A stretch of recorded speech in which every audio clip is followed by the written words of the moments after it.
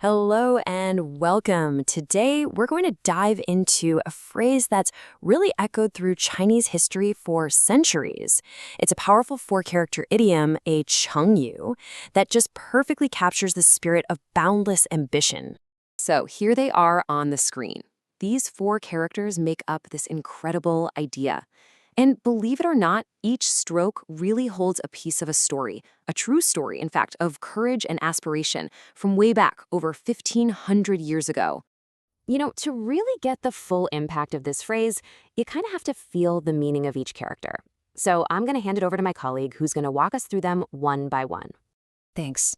Okay, so let's start with the very first character. It's pronounced Cheng. Now, it means to ride, but it's so much more than just, passively sitting on something. It's really about harnessing a great force, moving with something powerful instead of fighting against it. All right, the second character is Feng, and this one is simple. It's the wind. You can just imagine it, right? An invisible, totally unstoppable force of nature. Just feel the movement in that word, Feng. Next up, we have our third character, Po, and this one is all about action. It means to break or to split, to just cleave right through an obstacle. There's a real decisiveness, a real power to it, Po. And that brings us to our final character, Long. These are the waves.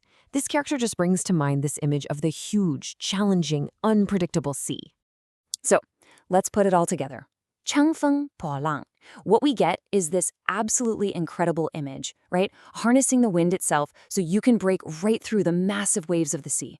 It's become this amazing metaphor for having huge ambitions and for just bravely pushing forward, no matter what difficulties you face. Okay, so now let's go back in time, all the way back to the source of this phrase. We're going to travel to 5th century China, during the Southern Song Dynasty, to meet a young man whose incredible ambition would, well, echo through the ages. His name was Zong. So Zong came from a family of scholars. I mean, his cousins were all about literature and the arts. But Zong, he was different.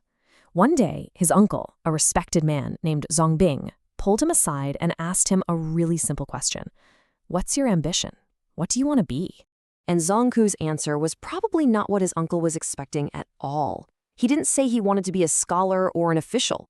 Instead, he just declared, I wish to ride the long wind and break the 10,000-mile waves. Wow. I mean, what an image of just massive, almost impossible ambition. And you know what? These weren't just empty words. Zong was a boy of action, for sure. While the rest of his family had their noses in books, he was out practicing martial arts. Get this, when he was only 14, robbers broke into his family's home during his brother's wedding night. And the young Zong, he fought them off himself. All dozen of them fled. So yeah, his words were definitely backed up by some incredible courage. And Zong absolutely lived up to that ambition. As a military general, he became known for these brilliant, totally unconventional tactics. I mean, in one famous battle, he was facing an army of armored elephants. His solution? It was extraordinary. He had his men build these huge models of lions, because lions were the one animal elephants were supposedly terrified of. And it worked. The elephants panicked, and Zong won the battle.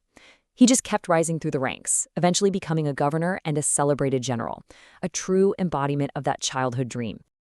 This incredible story of a boy who didn't just say he had this grand ambition, but actually went out and lived it, it didn't just end with Zong. It really became woven into the fabric of Chinese culture, a kind of timeless reminder of the power of aspiration. Yeah, Zong's words became a symbol of hope, of perseverance.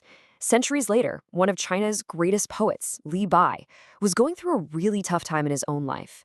And he actually drew strength from this very story, writing a line that has become legendary. A time will come to ride the wind and cleave the waves. I'll hoist my sail and cross the sea.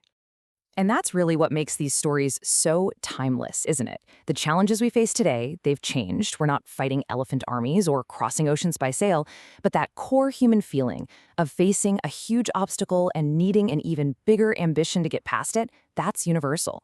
People have been feeling this exact same way for thousands of years. Exactly. The spirit behind Zong's words is just as relevant now as it was then. So the question is, How does this ancient ambition show up in our lives today? Well, you might use it for someone who's starting a new, challenging chapter in their life. Like you could say, after graduation, she felt ready to enter the job market and really ride the wind and break the waves. It just perfectly captures that feeling, doesn't it? That feeling of facing the unknown with courage and a real sense of purpose. Learn Chinese one story at a time.